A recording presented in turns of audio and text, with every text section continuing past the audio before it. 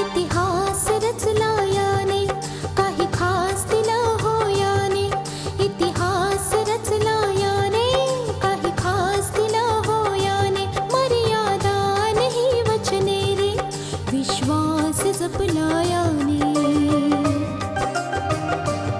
सप्तपदीने दिलेला हा उपहार रे, माझा शृंगार रे हा, माझा शृंगार रे. माझा शृंगार रे हा, माझा शृंगार रे. मंगळसूत्र, मंगळसूत्र, मंगळसूत्र, मंगळसूत्र, मंगळसूत्र, मंगळसूत्र, मंगळसूत्र, मंगळसूत्र. जर तुम्ही मला झुकवू शकत असाल तर झुकवून दाखवा. मानेन मग मी आपल्याला. खुल्लम खुल्ला मी सांगतोय आपल्याला की तुमची मुलगी माझ्या घरामध्ये पाऊल नाही ठेवू शकणार, मुळीच नाही. पण का मृत झालेल्या नात्यांना जिवंत करू पाहताय पप्पा? मी त्या घरात आश्रय मागायला कदापि नाही जाणार.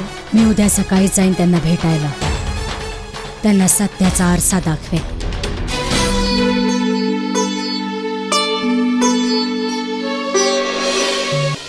हा कसा अहंकार आहे, जमानात अशा प्रकारे रुजला आहे की स्वतःवरही आता प्रेम करण्यासाठी काहीच जागा नाही उरली. पण हे योग्यच तर आहे. जेव्हा अहंकार मनात ठाण मांडून बसतो तेव्हा प्रेमासाठी जागा कुठून राहणार? पण या अहंकाराने माझ्या ऋतिकाचं आयुष्य बर्बाद करून टाकलंय. तिचं आयुष्य एका अशा भोवऱ्यात फसून गेलंय की त्यातून बाहेर पडणं मुश्किल वाटतंय. प्रभू, काय चूक आहे तिची? का सजा देताय आपण तिला? कुठल्या गोष्टीची सजा देताय प्रभू? कोणती चूक झाली माझ्या ऋतिकाची? माझ्या ऋतिकाला तर जगायचं पण नाहीये. त्याला जगण्याचा कोणताही उद्देशही दिसत नाहीये. प्रभू, तिला मार्ग दाखवा, नाहीतर आपणावरचा विश्वासच उडून जाईल माझा. तिला जीवन जगण्याची इच्छाच नाहीये. तिला आपलं आयुष्य निरर्थक वाटू लागलंय. प्रभू, काहीतरी करा. तिला जगायचा काहीतरी मार्ग दाखवा. प्रभू, दया करा, दया करा प्रभू, दया करा.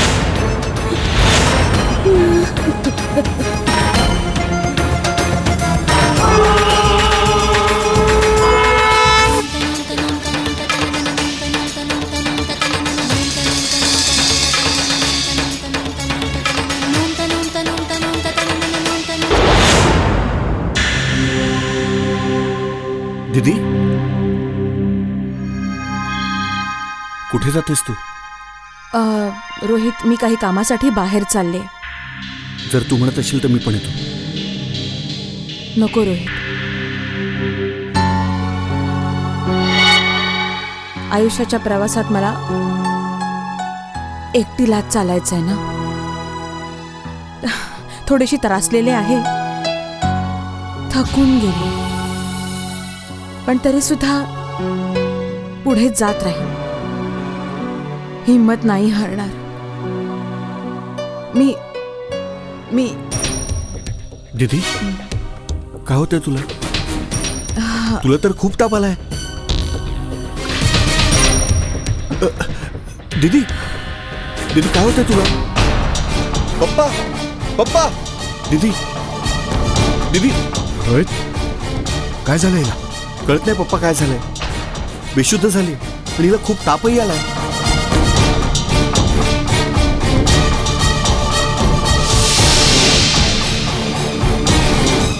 हॅलो डॉक्टर, मी आदित्य प्रताप बोलतोय. जरा लवकर घरी याल का? रितिकाची तब्येत ठीक नाही. हो लवकर.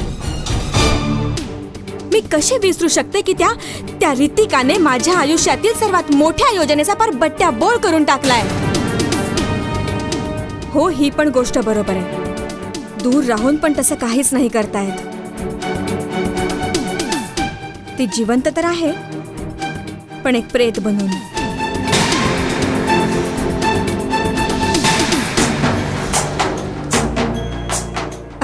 मी तुम्हाला नंतर फोन करते. बाय.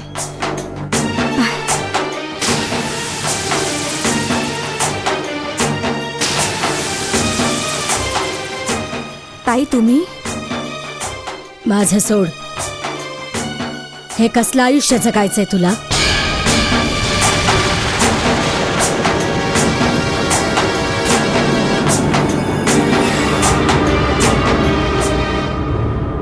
जे मी जगत आहे तेच आयुष्य. जे आयुष्य जगण्याचा तुझा उद्देश आहे ते सन्मानाचं आयुष्य नाहीये, एकटेपणाचं आयुष्य आहे. जे आयुष्य जगण्याचा तुझा उद्देश आहे ते सन्मानाचं आयुष्य नाहीये, एकटेपणाचं आयुष्य आहे. ताई, प्रत्येक माणूस आपलं आयुष्य आपल्या दृष्टिकोनातून पाहतो. आणि तसं देखील सूर्या घर सोडून गेल्यानंतर माझा त्या घरात कोणताच मान सन्मान नाही राहिला. आणि म्हणून मी ते घर सोडलं. मी ही गोष्ट मानूच शकत नाही स्नेहा. मी इथे येण्या अगोदर भाऊशी माझं या बाबतीत बोलणं होऊन गेलंय. मला हे देखील ठाऊक आहे की नातं तोडायची पद्धत काय होती तुझी. तुला ते घर सोडायचं होतं, पण अपमानित केलं आहेस तूच तुझ्या मंगळसूत्राला. तू तुझं मंगळसूत्र तोडून टाकलंस ना. तू तुझा नव्हे, आमच्या नात्याचा अपमान केलायस. कारण की स्नेहा, एखाद्या बाईचा मान सन्मान तिच्या मंगळसूत्राशी जोडलेला असतो. अगं, अशा बऱ्याच स्त्रिया आहेत ज्यांच्या पतींनी पत्नीला आपल्यापासून वेगळं केलं आहे, पण पत्नींनी आपल्या मंगळसूत्राला कधीही आपल्यापासून वेगळं नाही होऊ दिलं. स्नेहा, मंगळसूत्र ते सूत्र आहे जे का बाईच्या आयुष्यापासून दूर ना होणं हेच योग्य आहे. ही पद्धत होती का नातं तोडायची? उत्तर दे. तुला त्या घराशी नातं तोडायचं होतं, पण अपमानित केलंस तू तुझ्याच मंगळसूत्राला. त्या घरातल्या लोकांनी ह्या गोष्टीलाही काही विरोध नाही केला. तुला कुणी परत घ्यायला नाही आलं ह्याच्या मागे अर्थ हा नाहीये की नाती तुटून गेली. जेव्हा मी अमेरिकेहून परत येत होते तेव्हा सूर्याने मला विनंती केली. त्याने अगदी स्पष्टपणे मला सांगितलंय की मी तुझी समजूत घालून तुला पुन्हा घेऊन यावं. कदाचित सूर्याला हे ठाऊक होतं की मीच एक अशी आहे जी ही गोष्ट शक्य करून दाखवेल. यासाठीच स्नेहा मी इथे आलीये, तुला परत घेऊन जाण्यासाठी. मला काही समजलं नाही. कोणतेही प्रश्न विचारू नकोस. बस चुपचाप माझ्यासोबत घरी येशील तू.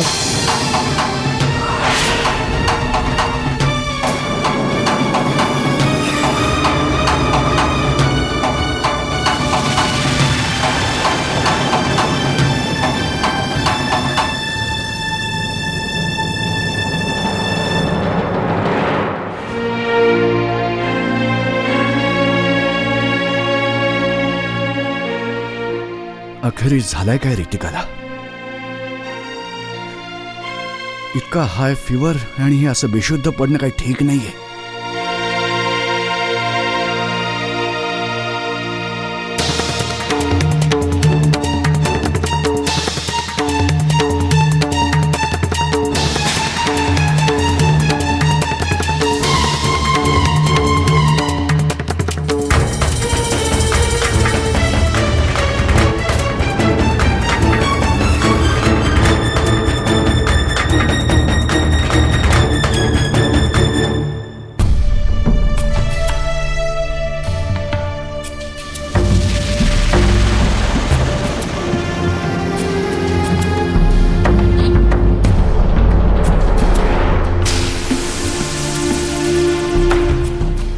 कावेरी, तू हे सर्व काही? भाऊ प्लीज, कोणतेही प्रश्न विचारू नकोस.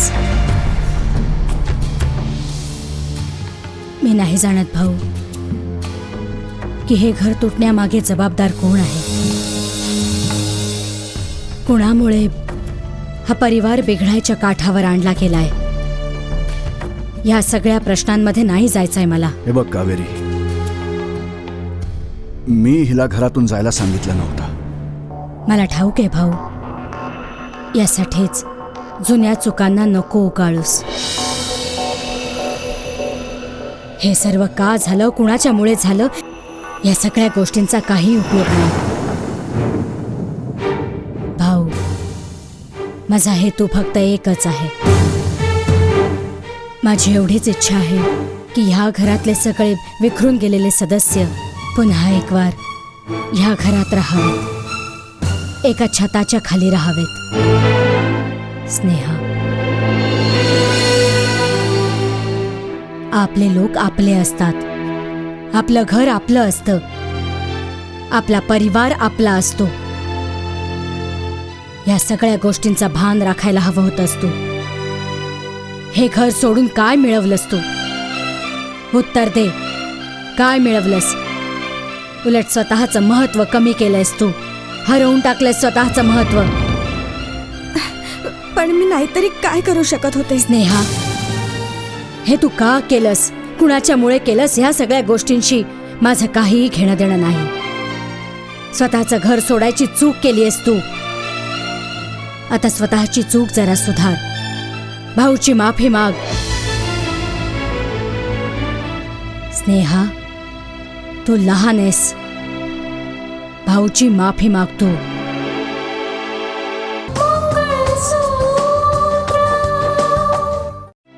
भाऊची माफी मागतो. मला माफ करा भाऊजी. नाही स्नेहा, माफी मागायची मुळीच गरज नाहीये तुला. माझी फक्त हीच इच्छा आहे की तू या घराच्या मर्यादेचं पालन करावंस, दुसरं काही नाही. माझी ही माफी तुम्हाला किती महाग पडणार आहे तुम्ही या गोष्टीचा अंदाजही करू शकत नाही भाऊजी. भाऊ, रितिका कुठे आहे? रितिकाची तब्येत ठीक नाहीये. शी हॅज गॉट हाय फीवर आणि मग अचानक बेशुद्ध झाली ती. काय? डॉक्टरांना बोलावे.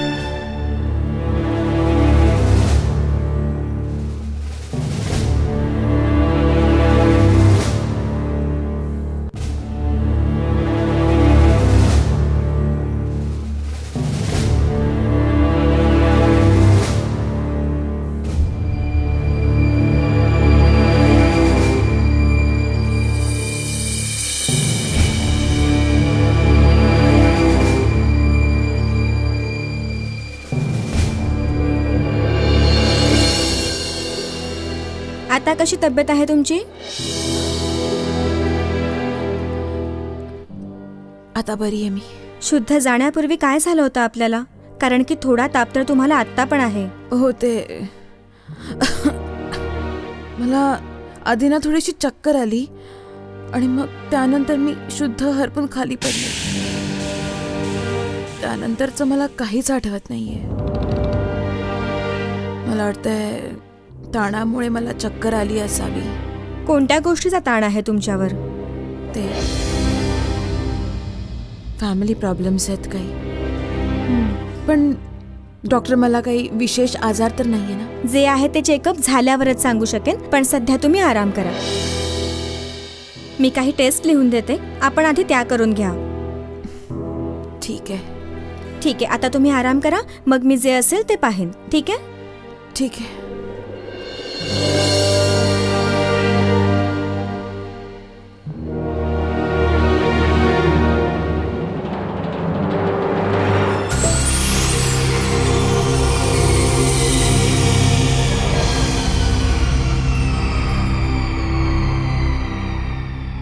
डॉक्टर आहो तुम्ही अजून सांगत का नाही?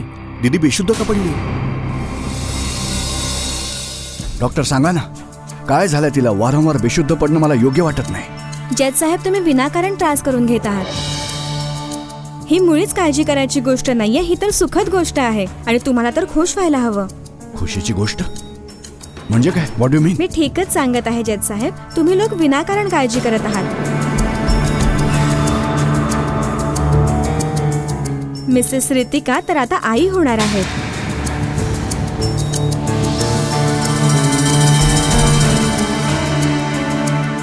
त्या प्रेग्नेंट आहेत. हो, आणि खरं तर त्या बेशुद्ध व्हायचं तेच कारण होतं. त्या फारच वीक झाल्या आहेत जज साहेब, म्हणून त्यांच्या देखरेखीची खास आवश्यकता आहे. सध्या तर मी त्यांना काही औषधं लिहून दिली आहेत, आपण ती मागवून घ्या. पण उद्या त्यांना आपण क्लिनिकवर घेऊन या, मला सोनोग्राफी करायची आहे. तुम्ही आता तर मुळीच काळजी करू नका डॉक्टर. मी आले ना, मी रितिकाची पूर्ण काळजी घेईन. आणि स्नेहा पण तर आहेच ना. मी उद्या स्वतःच तिला क्लिनिकला घेऊन येईन. अच्छा, तर मी आता निघते. चला या. चला.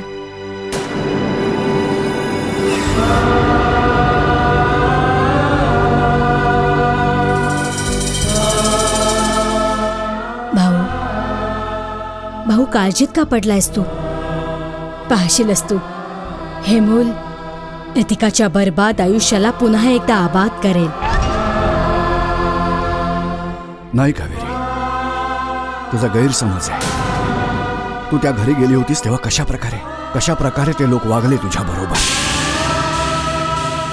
तिरस्कार करतात ते लोक, तुझा, माझा, रितिकाचा, सर्वांचा. हे मूल आहे ना, रितिकाचं आयुष्य आबाद नाही करणार, उलट तिचं जे उरलं सुरलं आयुष्य आहे ना, ते देखील बर्बाद करून टाक. हो ताई, बरोबरच तर आहे. ते लोक अजूनही रितिकाला वाईट मानतात. आणि मग सरत जाणाऱ्या काळाच्या बरोबर हा मुलगा रितिकाच्या काळजीचे कारण बनायला नको. हा मुलगा रितिकाच्या काळजीचे कारण बनायला नको. तुम्हा लोकांचा भले विश्वास असो वा नसो, पण माझा तर ह्या गोष्टीवर पूर्ण विश्वास आहे. हे मूल बिघडलेली नाती जरूर जुळवून आणेल. हे मूल रितिकाचं आयुष्य नक्कीच आबाद करेल. बघूया.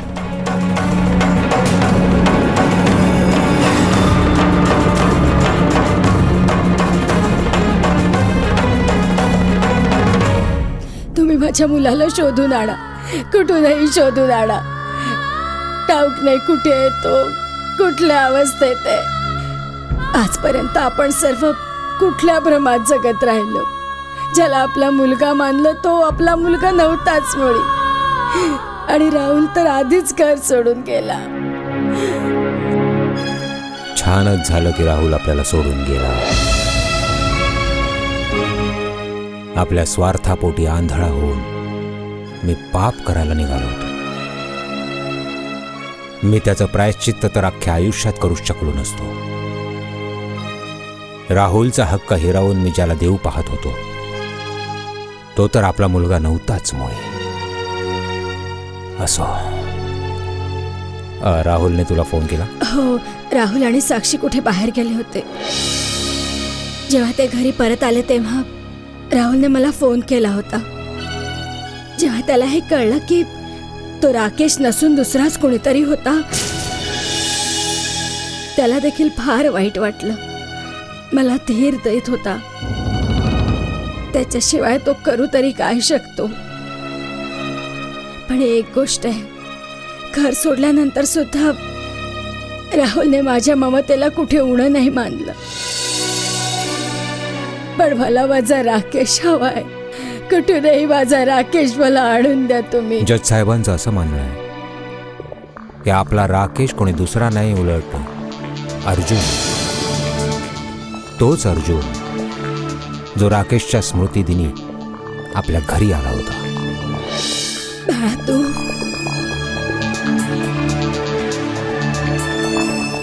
हो. निलिमा,